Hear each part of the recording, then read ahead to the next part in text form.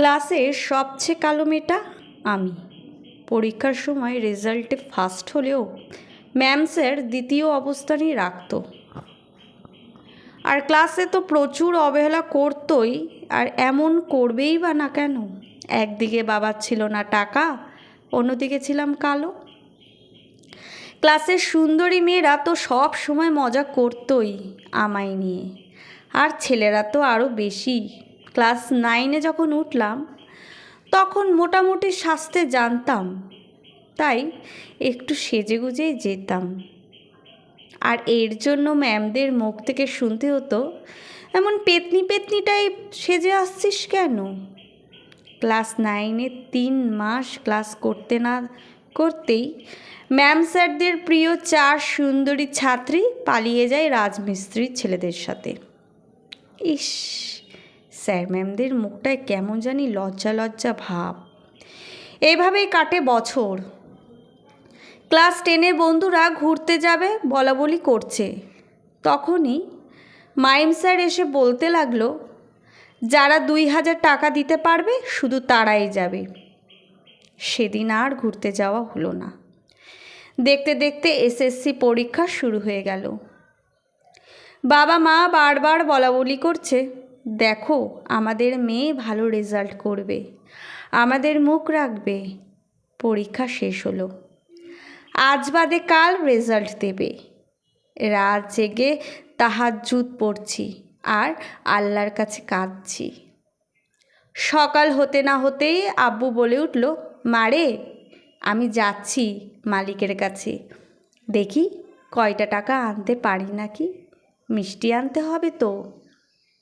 আমি, কেন আব্বু? আব্বু, তোর রেজাল্ট ভালো হবে আমি জানি, তাই সবাইকে মিষ্টি খাওয়াবো বুঝলি। এই বলে আব্বু বেরিয়ে পড়ে। সকাল সকাল বাড়ির কাজে মন দিতে পারছি না দেখে মা বলে, যা স্কুলে যা, গিয়ে দেখ কি হলো। তাড়াতাড়ি রেডি হয়ে স্কুলে আসলাম। রেজাল্ট জানা যাবে 10টার সময়, এখন 1 ঘন্টা বাকি। তাই ভাবলাম সবার সাথে গল্প করে কাটিয়ে দিই এই 1 ঘন্টা। আমি, কেমন আছিস তোরা? মিমি, যেমনই থাকি, তাতে তোর কি? কালি একটা। বুক ভরা কষ্ট নিয়ে মাঠের এক কোণে বসে ভাবছি, বাবার টাকা আর মেয়েদের রূপ না থাকলে বুঝি তাদের সাথে এমনই হয়। এগুলো ভাবতে ভাবতে 10টা বেজে গেল।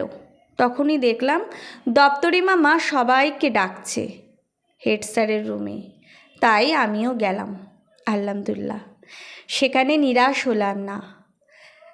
79 জন ছাত্রছাত্রী পরীক্ষা দিলাম, তার মধ্যে আমি একজনই মাত্র জিপিএ 5 পেলাম।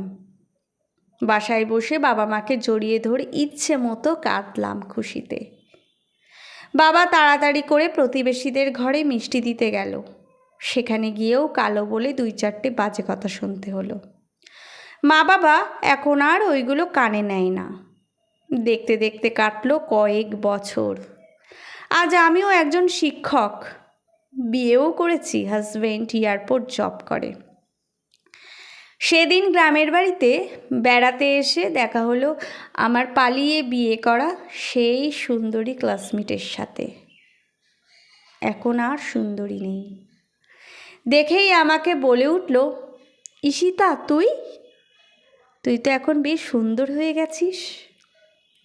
কুশল বিনিময় করে চলে এলাম বাড়িতে। আজ স্কুলে সেই মাইম স্যার আর আমাকে অবহেলা করা শিক্ষকদের ঘুরতে নিয়ে যাব। এখন আর অবহেলা করে না স্যাররা, বরং সম্মান দেয়। আজ আমি একজন সফল কন্যা, ছাত্রী, শিক্ষক, স্ত্রী।